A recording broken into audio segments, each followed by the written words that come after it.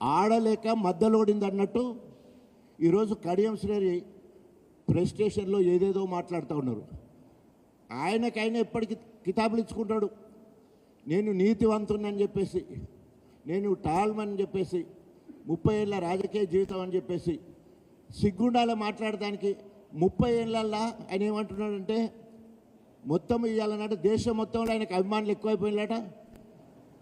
విమానం దిగంగానే ఉరికొచ్చి దండలు ఎత్తాలట. అవి నిజంగానే ఒకసారి ఆ దండలు చూపించాలి. అవి పూల దండలా చెప్పుల దండలా? ఎందుకంటే ఇట్స్ ఎ ఛాలెంజ్.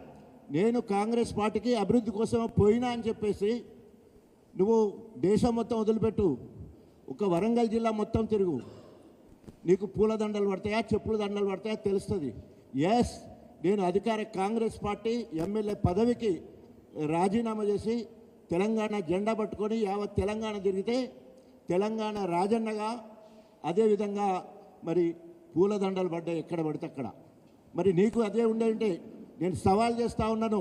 ఒకవేళ నువ్వు తీసుకున్న నిర్ణయం కరెక్ట్ అయ్యేది ఉంటే, నువ్వు అభివృద్ధి కోసమే కాంగ్రెస్ పార్టీలకు పోయేది ఉంటే ఒక శ్వేతపత్రం విడుదల చేయి. నువ్వేమేమి పనులు చేసినావు?